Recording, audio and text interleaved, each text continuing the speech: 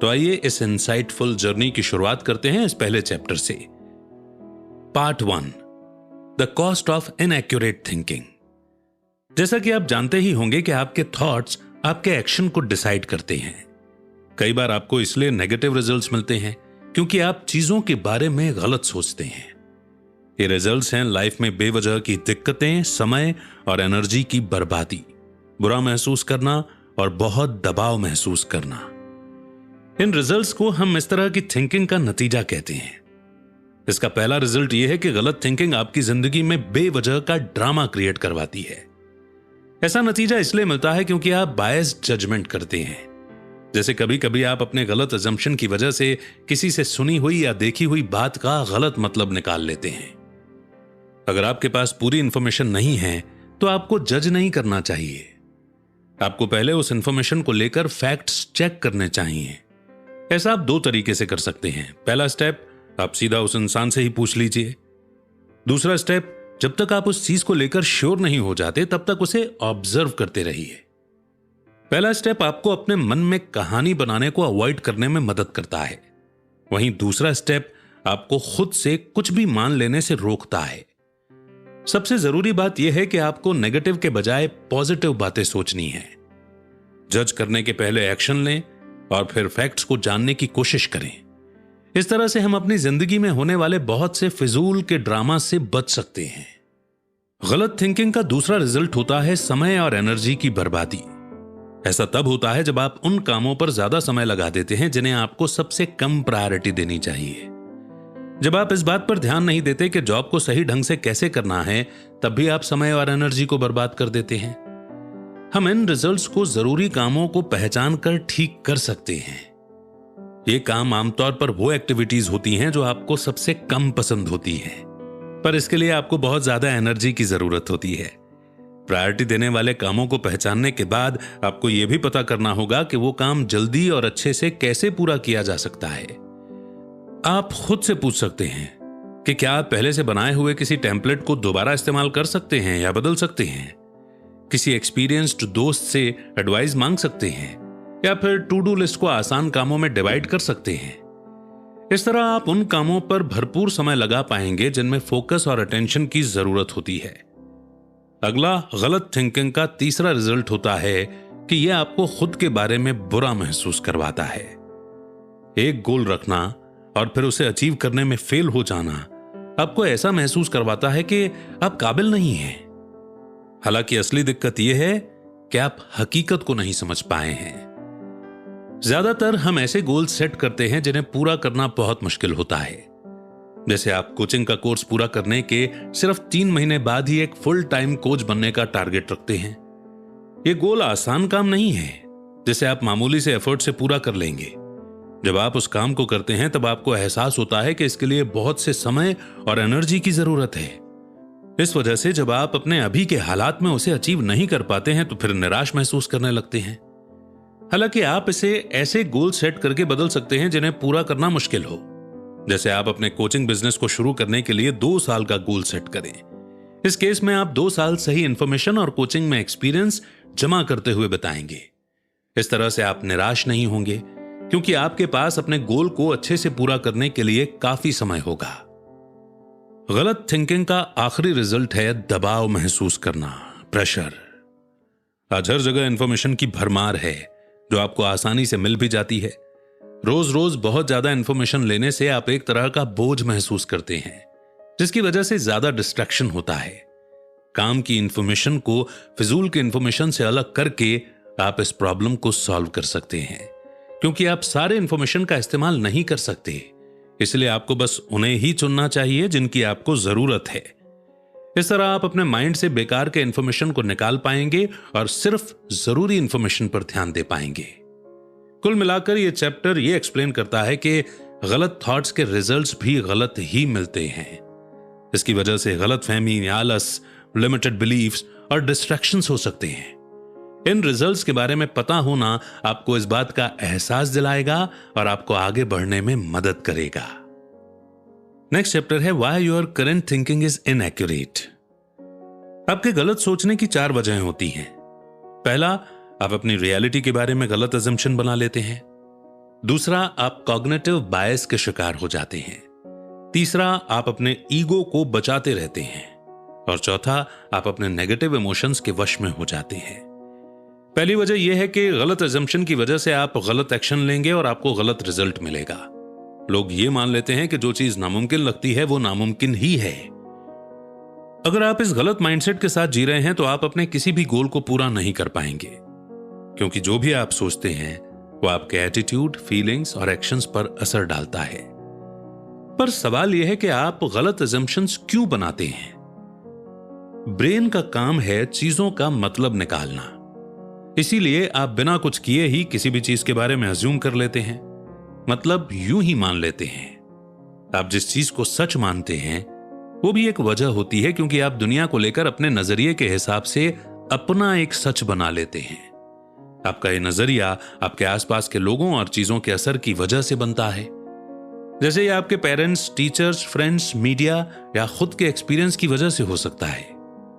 दूसरी वजह यह है कि लोग अक्सर कॉग्निटिव बायस के शिकार हो जाते हैं। सबसे कॉमन कॉग्निटिव बायस है self serving bias, sunk cost fallacy, planning fallacy, survivorship bias और Dunning Kruger effect. Self serving bias का मतलब है कि जब आप किसी काम को करने में सक्सेसफुल हो जाते हैं तो उसका क्रेडिट आप खुद को देते हैं, और जब आप किसी चीज में फेल हो जाते हैं तो उसके लिए बुरी किस्मत को दोष देते हैं। बायस की वजह से आप बस रिजल्ट पर ध्यान देते हैं, उसके प्रोसेस पर नहीं, और जब रिजल्ट नेगेटिव होता है तो आप खुद को अनलकी बोल देते हैं। संक कॉस्ट फैलेसी का मतलब है पास्ट में हुई चीजों के हिसाब से डिसीजन लेना। अगर आपने पास्ट में अच्छा किया था तो आप एक्सपेक्ट करते हैं कि आपको फ्यूचर में भी सेम रिजल्ट्स मिलेंगे। जैसे आपके रिलेशनशिप को कई साल हो चुके हैं और आप फिर भी उसे कंटिन्यू करना चाहते हैं, जबकि ब्रेकअप करना सबसे बेस्ट डिसीजन होता। आपने किसी चीज में इन्वेस्ट किया और अब आप उसे छोड़ने के लिए तैयार नहीं हैं। आप तब भी उसे कंटिन्यू करते रहते हैं, भले ही वो आपके लिए सही नहीं होता है। प्लानिंग फैलेसी का मतलब होता है ऐसी उम्मीदें रखना जिनका सच होना मुश्किल है। इसमें आप उन चैलेंजेस के बारे में नहीं सोचते जिनसे उस प्रोसेस के दौरान आपका सामना हो सकता है। आखिर में आप निराश हो जाते हैं क्योंकि आप अपनी उम्मीदों पर खरा नहीं उतर पाते। सर्वाइवरशिप बायस वो होता है जिसमें आप किसी इंसान के सिर्फ सक्सेस की कहानी को ऑब्जर्व करने पर ध्यान देते हैं और बाकी क्या गलत हो सकता है उसकी प्रोबेबिलिटी को अनदेखा कर देते हैं। आप क्या जानना चाहते हैं और क्या नहीं, इस बारे में आप सिलेक्टिव बनने लगते हैं। जैसे आप फेल हुए लोगों की स्टोरीज को नहीं पढ़ते हैं क्योंकि आप सोचते हैं कि आप भी बाकी के सक्सेसफुल लोगों की तरह लकी हैं।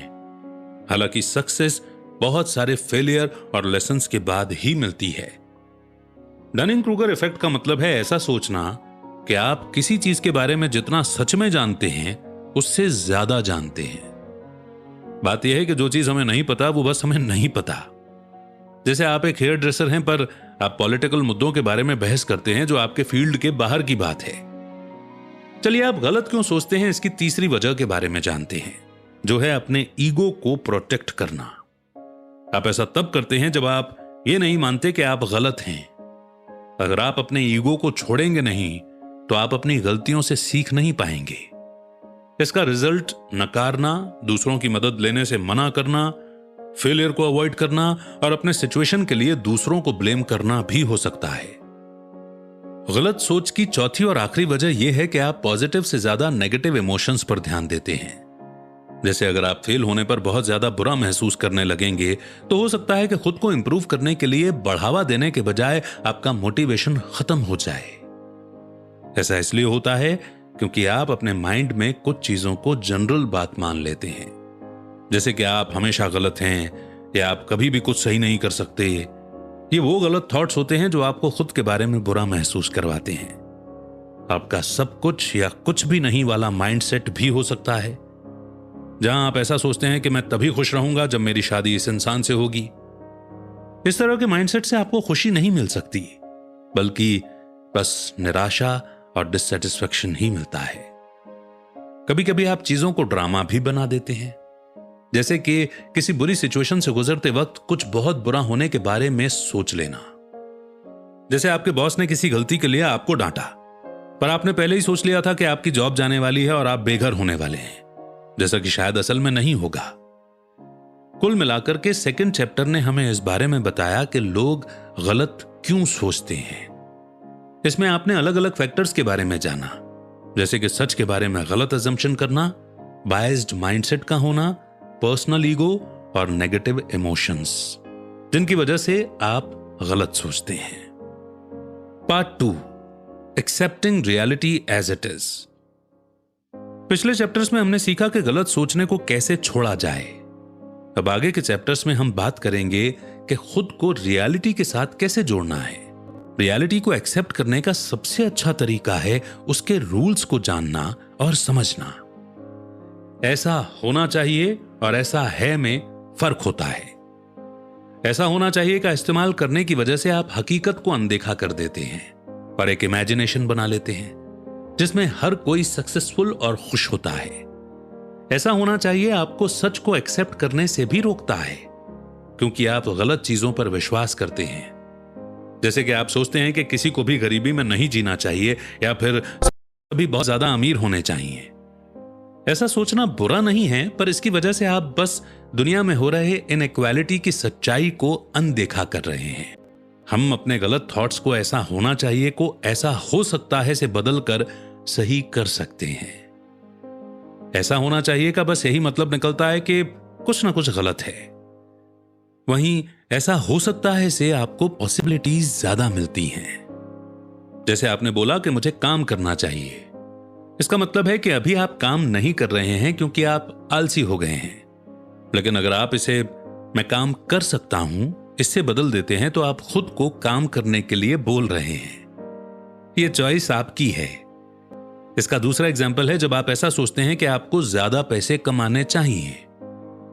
इसे मैं ज्यादा पैसे कमा सकता हूं से बदलते हैं ताकि आप इस सच को एक्सेप्ट कर पाएं कि आपके पास उतने पैसे नहीं है जितना आप चाहते हैं, पर ऐसा करने से फ्यूचर में आप ज्यादा पैसे कमाने के लिए कुछ न कुछ करेंगे। कुल मिलाकर यह चैप्टर इस बात को एक्सप्लेन करता है कि आप रियलिटी को सिर्फ तभी एक्सेप्ट कर पाएंगे जब आप चीजों को ठीक वैसे ही देखेंगे जैसी वो अभी हैं। इस तरह आप अपने प्रेजेंट को जान लेते हैं और चीजों को पाने या इंप्रूव करने के लिए अपने एक्शन के ब्लूप्रिंट को बनाकर बेहतर फ्यूचर के बारे में सोच पाते हैं। Uncovering your assumptions. अपने अजम्पशंस पर कवर हटाने के 2 स्टेप्स होते हैं। पहला उसे पहचानना, दूसरा उसे टेस्ट करना। अपने गोल के बारे में अपने सारे अजम्पशंस को पहचानें।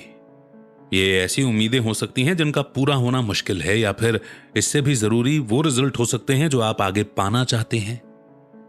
जैसे किसी राइटर का गोल है एक बेस्ट सेलिंग बुक लिखना। इसके लिए राइटर ऐसा मानता है कि अगर वो नेशनल टीवी पर आएगा तो उसकी बुक की हजारों कॉपी बिक जाएंगी। लेकिन यह अजम्पशन ऐसी उम्मीद का एग्जाम्पल है जिसका पूरा होना मुश्किल है। रीडर्स को बुक तक पहुंचने में समय लगता है। यह आप जितना सोचते हैं उतना आसान नहीं है।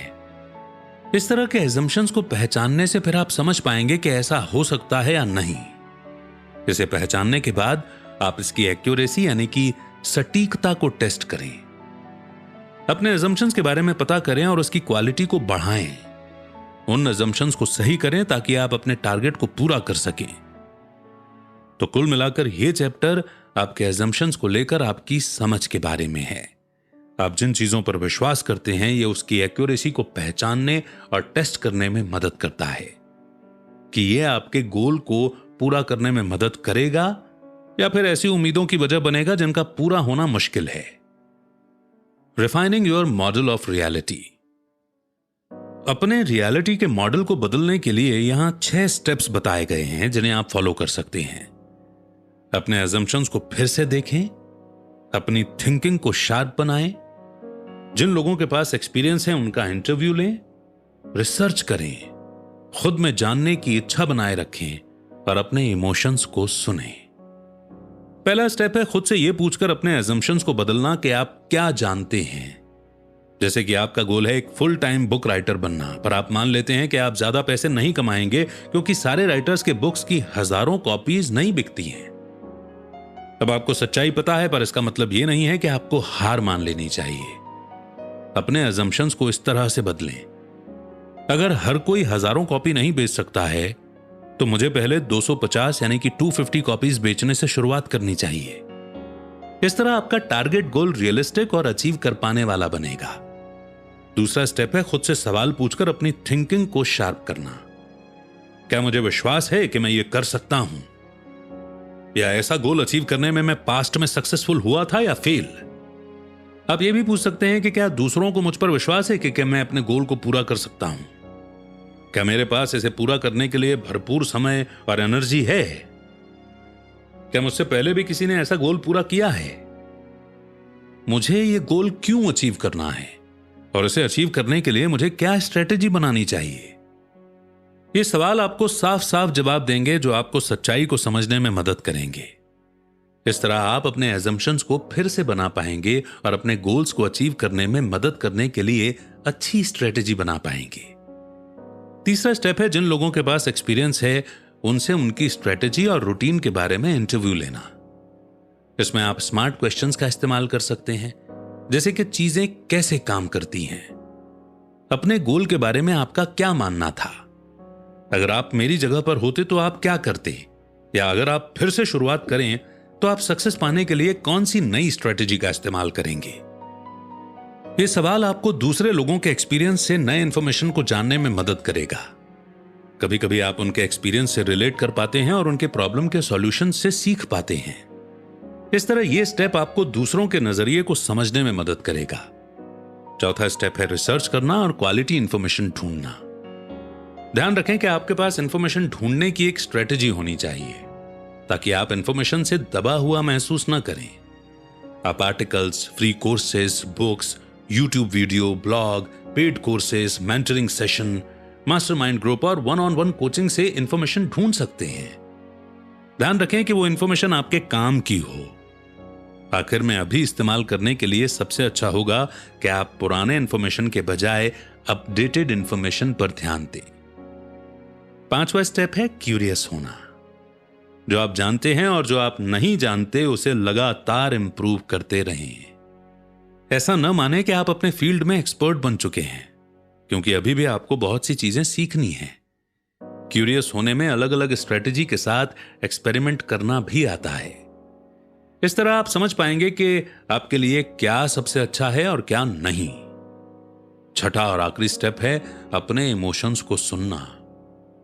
ऐसा गोल चुनें जो आपको एक्साइट करता हो, क्योंकि ये फीलिंग आपको आगे तक जाने में मदद करेगी। आप लगातार एक्शन करते रहेंगे। अगर आप अपने गोल से मोटिवेटेड महसूस नहीं करते हैं तो उसे न करें, क्योंकि उसे करने से आप बस समय और चीजों को बर्बाद करेंगे। हालांकि अगर वो आपको काम करना पसंद है तो उसे करें, उसे एंजॉय करें जब तक आप अपने टारगेट रिजल्ट्स को न पालें।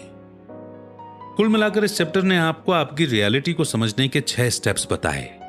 पिछले चैप्टर ने इस बारे में बात की थी कि रियलिटी जैसी है उसे वैसा ही एक्सेप्ट करना जरूरी है, और इस चैप्टर में आपने अपने रियलिटी के मॉडल को इफेक्टिव बनाने के लिए उसे रिफाइन करना सीखा।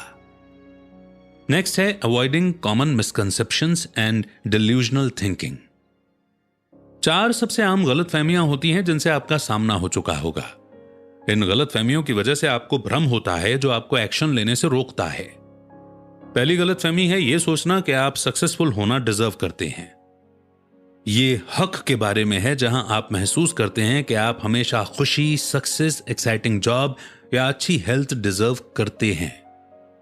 जब आप इन फैक्टर्स के बारे में बहुत परवाह करते हैं तो आप इन पर अपना हक मानने लगते हैं। आप इन रिजल्ट्स को अपने एक्शन के ऑटोमेटिक रिवॉर्ड की तरह समझते हैं, जबकि ऐसा नहीं होता। जब आप इन्हें अचीव नहीं कर पाते हैं तब आप निराश भी हो जाते हैं। अब आप किसी पर्सनल रिटर्न की उम्मीद रखे बिना इनकी परवाह करके इसे सॉल्व कर सकते हैं। अपने गोल को लेकर कमिटेड रहें और अपने रिजल्ट को बोलने दें। दूसरी गलतफहमी है यह एक्सेप्ट करना कि अच्छे से काम करना सक्सेस पाने के लिए काफी होता है, पर यह काफी नहीं होता, क्योंकि राइटर, सिंगर, पेंटर और इन्वेंटर अपने टैलेंट और ग्रेटनेस के बावजूद भी लोगों में नहीं जाने जाते हैं। आपको यह समझना होगा कि बहुत से फैक्टर्स होते हैं जो आपकी सक्सेस पर असर डालते हैं। जैसे कि एक अच्छा राइटर होना काफी नहीं है, अपने बुक को अच्छे से प्रमोट करने के लिए आपके पास मार्केटिंग स्किल्स भी होनी चाहिए, नहीं तो कोई भी उसे नहीं खरीदेगा। तीसरी गलतफहमी है एक ऐसा माइंडसेट रखना कि आप सक्सेस से बस एक कदम दूर हैं। आप अपने गोल को पूरा करने के लिए अपना टाइम और एनर्जी लगाते हैं और मानते हैं कि अगर आप लगातार काम करेंगे और कमिटेड रहेंगे तो धीरे धीरे उसे अचीव कर लेंगे। लेकिन आपको यह देखना चाहिए कि ये एफर्ट्स आपको आपके गोल को पाने में मदद कर रहे हैं या नहीं। आपको खुद से पूछना होगा कि आपने काम करना शुरू किया था तब से कितना समय हो गया है और आपका प्रोग्रेस क्यों नहीं हुआ। इस तरीके से आप भी सही ट्रैक पर हैं या नहीं, इसका एहसास करने के लिए आपको अपनी जर्नी को इवैल्यूएट करने में मदद मिलेगी। फिर डिसाइड करें कि आपको इसमें क्या बदलना है ताकि आप अगले स्टेप की तरफ बढ़ पाएं। चौथी और आखिरी गलतफहमी है ये सोचना कि आप पहले ही बहुत अच्छे हैं और आपको इंप्रूवमेंट की जरूरत नहीं है। किसी भी चीज में अच्छे होने का मतलब यह नहीं है कि वो पूरा हो गया है। खुद को लिमिट ना करें। हमेशा अपने नॉलेज और स्किल्स को डेवलप करने के तरीके ढूंढते रहें। याद रखें कि बड़े बड़े एथलीट, आर्टिस्ट, शेफ, इंजीनियर वगैरह हमेशा खुद को इंप्रूव करने की और बेहतर बनाने की कोशिश करते रहते हैं। नेक्स्ट चैप्टर है how to create an effective process. हर गोल के लिए एक इफेक्टिव प्रोसीजर की जरूरत होती है। सबसे पहले आपको गोल अचीव करने के लिए जरूरी एक्शन की एक लिस्ट बनानी है। आप उन कामों को हटा सकते हैं जिनकी आपको जरूरत नहीं है। फिर सिर्फ उन स्ट्रेटेजीज पर ध्यान दें जिनकी जरूरत है। जैसे आप बुक्स पढ़ सकते हैं और जान सकते हैं कि दूसरे ऑथर कैसे सक्सेसफुल हुए। इस तरीके से आपको आइडिया मिल जाएगा कि आपके गोल के लिए कौन सी स्ट्रेटेजी काम आएगी। दूसरा, उन स्ट्रेटेजीज को सही प्रोसेस में डालें। आप एक बार में एक ही गोल अचीव कर सकते हैं। जैसे नंबर 1 गोल है बुक्स के 2 सेट को रिलीज करना। दूसरा गोल है बुक को 3 लैंग्वेज में ट्रांसलेट करना और तीसरा गोल है बुक के प्रमोशन के लिए कई तरह के ऐड देना। एक बार जब आपको अपने गोल्स पता चल जाएं तो आप उन पर काम करना शुरू कर सकते हैं। यह पहचानना कि पहले किस गोल पर ध्यान देना है आपको उस पर भरपूर समय और एफर्ट लगाने में मदद करेगा। आप रियलिस्टिक एक्सपेक्टेशंस के साथ अपने गोल के लिए प्रोसीजर को डिसाइड करके भी इसे अच्छे से अचीव कर सकते हैं। एक इफेक्टिव प्रोसेस बनाने का तीसरा स्टेप है लंबे समय तक चलने वाले डिजाइन के बारे में सोचना। ज्यादातर आप कम समय में पूरे होने वाले गोल्स के बारे में सोचते हैं क्योंकि आप सब्र नहीं रख सकते। कभी ऐसा भी होता है कि आप जो कर सकते हैं उसे ओवर एस्टिमेट या अंडर एस्टिमेट कर देते हैं। कभी कभी जब आप चैलेंजेस का सामना करते हैं तब निराश महसूस कर सकते हैं। आपको हर चीज को लेकर बड़ी बड़ी उम्मीदें रखना भी बंद करना होगा। इसके बजाय ऐसा सोचें कि आपको नहीं पता है कि आगे क्या होगा और हो सकता है कि रिजल्ट्स आपकी उम्मीद से अलग हों।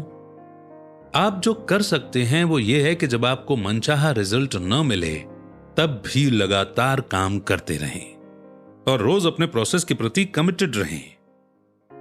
यहां 6 चीजें बताई गई हैं जिन्हें आप लॉन्ग टर्म थिंकिंग बनाए रखने के लिए अप्लाई कर सकते हैं। पहला, आप क्या बनना चाहते हैं ये इमेजिन करके लंबे समय के लिए विजन बनाएं। जो स्टेप्स आपको लेने हैं उन्हें साफ साफ समझने के लिए इस बात को पहचानें कि यह मुमकिन है या नहीं। दूसरा, अपने लॉन्ग टर्म गोल्स के बारे में सोचें। इसके लिए आप एक विजन बोर्ड बना सकते हैं ताकि आप हमेशा उसे देखते रहें। इस तरह आप रोज प्रोग्रेस करने के लिए मोटिवेटेड रहेंगे। तीसरा, दूर की सोचें। अपनी प्रोग्रेस को देखें और इस बात को समझें कि आप अभी भी सही रास्ते पर हैं या नहीं, या फिर आपको फिर से रीडायरेक्शन की जरूरत है। चौथा, उस प्रोसेस को पसंद करें। आप में रिजल्ट्स को लेकर पागलपन नहीं होना चाहिए। आपको बस लगातार एक्शन लेने की जरूरत है। हर स्टेप से कुछ सीखें और उस जर्नी को एंजॉय करें। पांचवा, किसी चीज के छूट जाने के डर को छोड़ दें। अगर किसी के इनविटेशन की वजह से आपका समय बर्बाद हो रहा है तो उस इनविटेशन को मना कर दें। अपने शॉर्ट टर्म गोल्स के बजाय अपने लॉन्ग टर्म गोल को चुनें, क्योंकि जो खुशी आपको आपके गोल को पूरी करने से मिलती है वो टेम्पररी आराम से ज्यादा सेटिस्फाइंग होती है। छठा, सब्र रखें। अपने गोल पर काम करते रहें और साथ ही खुद को याद दिलाते रहें कि रिजल्ट्स को लेकर सब्र रखना है। खुद को इंप्रूव करने पर ध्यान दें और एक्सीलेंस पाने की कोशिश करते रहें। Part 3, design N empowering environment. Positivity आपको आपके गोल को अचीव करने में मदद करेगी। इसलिए अगर आपको ऐसा महसूस हो रहा है कि आपका अभी का एनवायरनमेंट आपके खिलाफ काम कर रहा है तो समय है कि आप एक्शन लें, नहीं तो नेगेटिविटी आपको नीचे खींच लेगी। यहां आपके एनवायरनमेंट को बदलने के 3 तरीके बताए गए हैं। पहला तरीका है अपने आप को सही लोगों के आसपास रखकर अपने पीयर ग्रुप को बदलना। ध्यान रखें कि जब आप अपने दोस्तों के साथ बहुत समय बिताते हैं तो आप उनके एटीट्यूड और माइंडसेट को अपना लेते हैं। अपने दोस्तों और फैमिली को बताएं कि आपको अपने गोल्स अचीव करने के लिए उनके सपोर्ट की जरूरत है। अगर उनका एटीट्यूड नेगेटिव है तो उनके साथ कम समय बिताएं। आपको लोगों के इनविटेशन को मना करना होगा ताकि आप बाउंड्री बना पाएं कि आप अपने टाइम और एनर्जी को कहां लगाते हैं। अगर आपके दोस्त या फैमिली आपको सपोर्ट नहीं कर रहे हैं तो अपने गोल्स उनके साथ शेयर नहीं कीजिए। उन्हें अपने तक ही रखें और दूसरों से सपोर्ट मांगने के बजाय उनके लिए एक्शन लें। इससे आपकी बहुत मदद होगी क्योंकि उनकी नेगेटिविटी आपके डिसीजन पर असर नहीं करेगी। ग्रुप्स ज्वाइन करके, कोई इवेंट बनाकर, किसी मेंटर को ढूंढकर या फिर किसी कोच को हायर करके आप खुद को सपोर्ट करने वाले लोगों के आसपास रख सकते हैं। जो लोग आपकी मदद कर सकते हैं उनसे बात करना जरूरी है। जैसे अगर आप कोई बिजनेस शुरू करना चाहते हैं तो आप एंटरप्रेन्योर्स के ग्रुप को ज्वाइन कर सकते हैं। आपके एनवायरनमेंट को बदलने का दूसरा तरीका है आपके फिजिकल एनवायरनमेंट को साफ करना। आप अपने डेस्क को साफ करने से इसकी शुरुआत कर सकते हैं। उस पर से उन चीजों को हटा दें जिनकी आपको जरूरत नहीं है, जैसे कि स्नैक्स, फोन और जो डॉक्यूमेंट्स अरेंज नहीं है। फिर एक ऐसी जगह बनाएं जहां आपका गोल आपके सामने हो। जैसे दीवार पर एक लिस्ट बनाकर लगा दें ताकि वो आपको याद दिलाती रहे कि आपको क्या क्या करना है। अगर आप सुबह जॉगिंग के लिए जाना चाहते हैं तो रात में ही अपने शूज और कपड़े तैयार कर लें और उन्हें अपने बेड के पास रखें। तीसरा तरीका है अपने डिजिटल एनवायरनमेंट को साफ करना। अपने फोन से नोटिफिकेशन और इंटरनेट कनेक्शन को बंद कर दें और उन ऐप्स को डिलीट कर दें जो आपको अनप्रोडक्टिव बनाते हैं। किसी भी तरह के डिस्ट्रैक्शन को हटा दें ताकि आप अपने गोल पर फोकस कर पाएं। Developing unshakeable confidence. विश्वास रखें कि आप कर सकते हैं और आप कर लेंगे। नामुमकिन गोल्स को खुद पर विश्वास रखे बिना अचीव करना मुश्किल होता है। इसीलिए सक्सेस पर विश्वास रखना उन जरूरी स्टेप्स में से एक है जिनकी जरूरत आपको अपने गोल को अचीव करने के लिए होती है। यह आपके मेहनत करने और लगातार काम करते रहने के लिए ड्राइविंग फोर्स बनेगा। एक बार जब आप सक्सेस पर विश्वास करने लगेंगे तो आप में सेल्फ कॉन्फिडेंस भी आ जाएगा। इसके पहले अपने पुराने बिलीफ्स को नए बिलीफ से बदलने के लिए आपको विजुअलाइजेशन टेक्निक यूज करना होगा। पहला आपको यह समझना होगा कि विश्वास करने से सब कुछ मुमकिन हो जाता है। एक ऐसा विश्वास जिसे तोड़ा ना जा सके, और सही थिंकिंग आपको आपके गोल्स की तरफ काम करने के लिए बढ़ावा देते हैं। अपने मन में पॉजिटिव बातों को रिपीट करके आप खुद पर विश्वास कायम कर सकते हैं। यहां वो 4 फेज बताए गए हैं जिन्हें आपको सेल्फ बिलीफ डेवलप करने के लिए समझना होगा। पहले फेज में आप अभी भी हिचकिचाते हैं। आप सोचते हैं कि आपके गोल को पूरा करना नामुमकिन है, इसलिए आप उस बारे में कुछ नहीं करते हैं। उदाहरण के लिए, क्या होगा अगर मैं ये कर पाऊं क्योंकि दूसरे लोगों ने इसे किया है? हो सकता है कि शायद मैं ये कर लूं, या क्या होगा अगर मैं इसे एक बार ट्राई करूं? ऐसे थॉट्स आपके सेल्फ बिलीफ को बढ़ाने के लिए अच्छा स्टेप हैं। आप इसे सक्सेसफुल लोगों की कहानियां पढ़कर, नया माइंडसेट अपनाकर और ज्यादा ट्रिगर कर सकते हैं। एक्शन लेना सेल्फ बिलीफ को डेवलप करने का तीसरा फेज है। यहां एक्शन लेकर और छोटे छोटे सक्सेस को अचीव करके आप अपना कॉन्फिडेंस बना सकते हैं। एक एक्शन लेने के बाद आपको एहसास होगा कि आप और ज्यादा कर सकते हैं। फिर लगातार काम करते रहने से आपकी प्रोग्रेस होती जाएगी। लगातार एक्शन लेना आपको चौथे और आखिरी फेज की तरफ ले जाएगा, जहां आपके पास पहले से ही काफी कॉन्फिडेंस आ चुका होगा। आपके पास गोल्स को पूरा करने का अच्छा ट्रैक रिकॉर्ड भी होगा। सेल्फ बिलीफ पाने के बाद उसका इस्तेमाल अपने रियलिटी पर असर डालने के लिए करें। सेल्फ बिलीफ आपके नजरिए पर असर करता है। अगर आप किसी चीज को सच मानते हैं तो आप उसे साबित करने की इंफॉर्मेशन को ढूंढते हैं। यह आपको दूसरे लोगों से सपोर्ट पाने में भी मदद करेगा क्योंकि आपके सेल्फ कॉन्फिडेंस से उन पर भी असर पड़ता है। यहां आपको पावर देने वाले कुछ बिलीफ्स बताए गए हैं जो आप में होने चाहिए। विश्वास रखें कि आप लंबे समय में इंप्रूव कर सकते हैं। अलग अलग स्किल्स और नॉलेज पाकर कॉन्फिडेंस बढ़ाने के लिए रोज अपनी ग्रोथ को देखें। विश्वास रखें कि अगर कोई और इसे कर सकता है तो आप भी कर सकते हैं। प्रैक्टिस करना, खुद पर भरोसा रखना और कॉन्फिडेंस वो चीजें हैं जिनकी जरूरत आपको नामुमकिन चीजों को मुमकिन करने के लिए चाहिए। विश्वास रखें कि अगर आपने पहले इसे किया है तो दोबारा भी इसे कर सकते हैं।